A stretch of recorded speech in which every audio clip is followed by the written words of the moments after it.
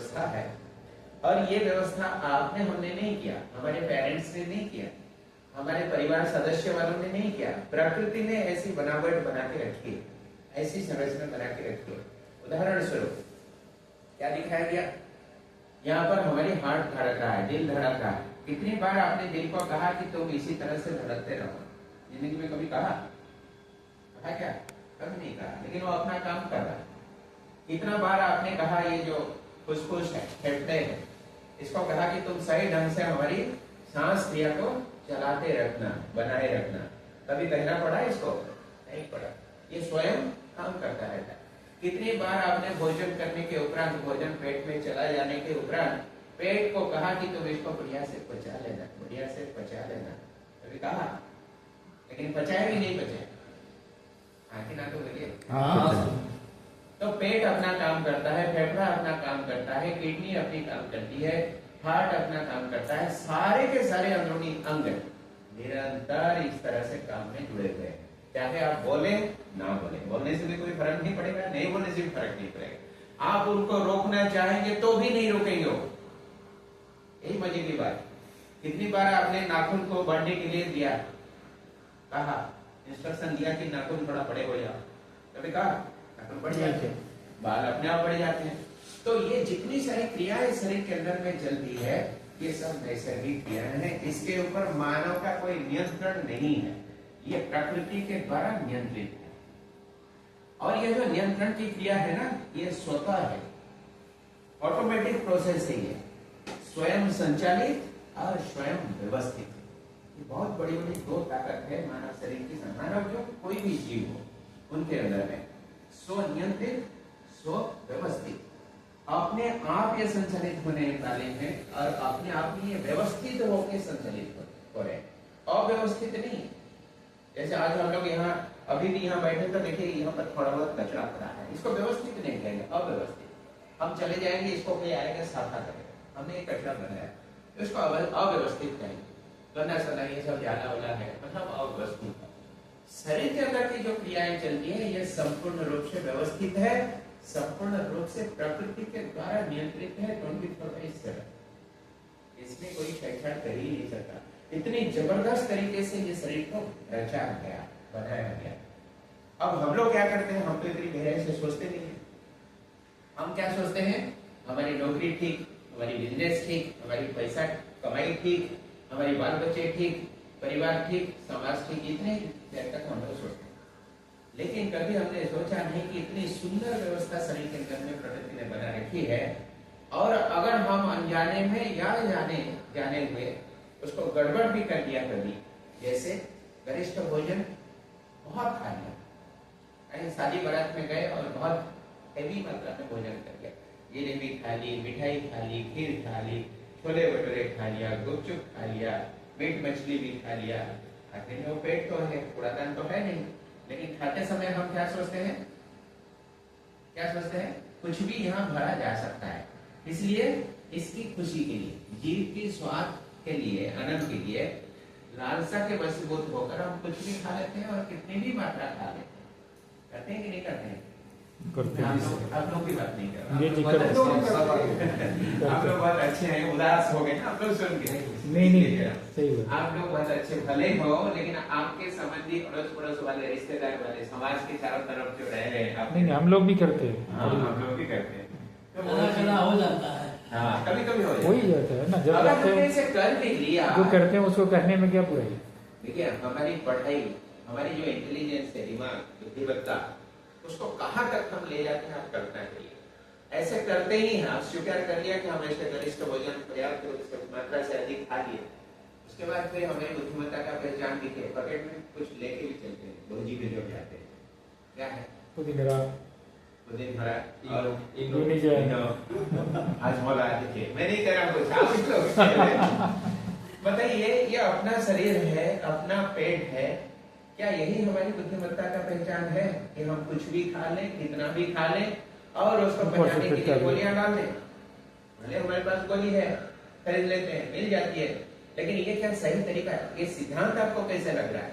अंतर्मन से आप पूछिए, अपने अंदर की सहज स्वीकृति आपको क्या कह रही है? मैं जो कर रहा हूँ या कर रही हूँ, कहाँ तक सही है? ये प्रश्न है। अब प्रकृति क्या करती है? प्रकृति को सारे बच्चों से प्यार है, चाहे मनुष्य हो, कोई भी कीट पतंग क्यों ना हो, कोई भी जीव जानवर क्यों ना हो, जो भी इस धरती पर जीवन जी रहे हैं, यानी सजीव है, जिनके अंदर में ज्ञान की संचार हो चुकी है, सभी की सुरक्षा, सभी की स्वस्थता को बनाए रखना प्रकृति की परम जिम्मेदारी है। ये प्रकृति स्वयं महसूस करती है। प्रकृति मतलब ये पंच महाभूत की जो दुनिया है, विश्व वातावरण है, जिसको ब्रह्मांड भी कहते हैं, महाकाश है, शून्य है, जिसके अंदर में जिस वायुमंडल के अंदर हम लोग जीते। अब हमने ऐसे खा लिया भोजन, वो पेट में चला गया, पेट देखता है कि एक मात्रा से 3 गुना ज्यादा, पेट उसका कल्पना कर दिया, आकलन कर दिया, मात्रा से 3 गुना ज्यादा, और जो मुझे चाहिए शरीर को पोषण देने के अर्थ में जो चाहिए, इससे कई ज्यादा कदम हट के सब डाला गया। हम करते ही हैं।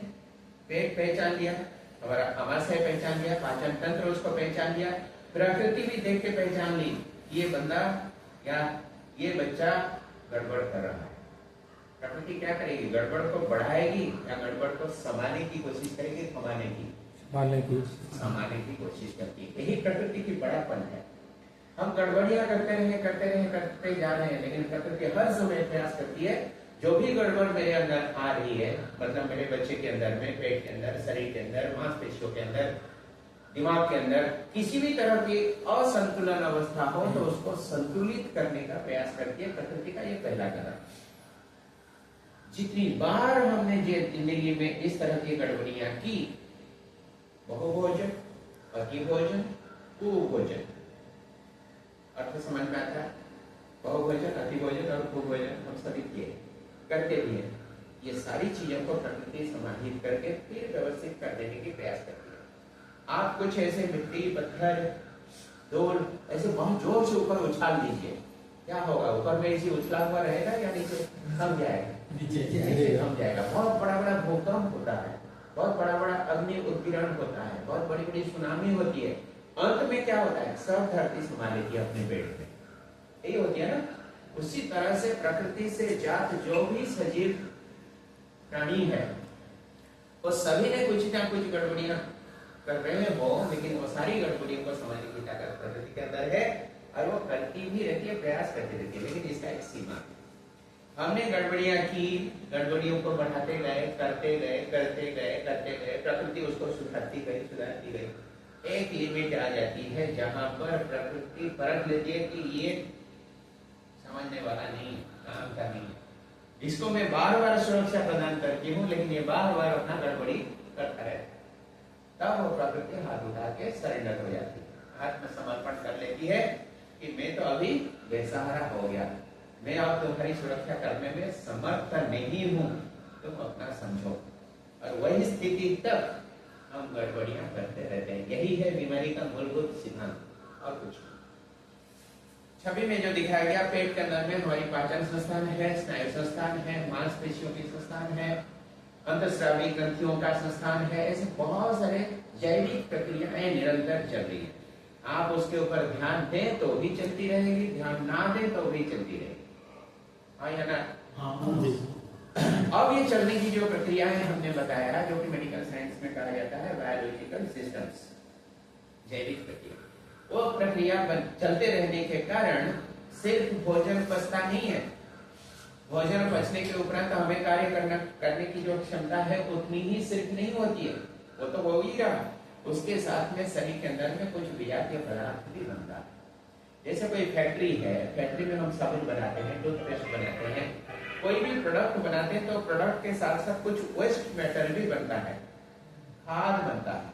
उसी तरह से पेट में गया हुआ भोजन शरीर का पोषण तो करता है, साथ में साथ में हमें कार्य करने की क्षमता देता है, लेकिन साथ साथ एक्सक्रीशन प्रक्रिया यानी निष्कासन प्रक्रिया के माध्यम से शरीर के अंदर में बहुत सारे विजातीय पदार्थ बना जिसको हम कहते हैं वेस्ट प्रोडक्ट। मेडिकल साइंस में इसको कहा जाता है टॉक्सिन। टॉक्सिन मतलब विष, पॉइजन। अब यह पॉइजन शरीर के अंदर में बनना अनिवार्य है, आप उसको रोक नहीं सकते। जब तक शरीर में जान है, जब तक आप भोजन कर रहे हैं, जब तक आपके शरीर में सूरज की रोशनी पड़ रही है, जब तक आपकी सांस क्रिया चलती है, ऑक्सीजन आप अंदर में ले रहे हैं, ये प्रक्रिया अनिवार्य है। भोजन बचेगा ही, सामर्थ्य कार्य करने के लिए शक्ति मिलेगा ही, और शरीर के अंदर में यह टॉक्सिक मैटर या पॉइजन या विजातीय पदार्थ या मल बनेगा ही। अब प्रकृति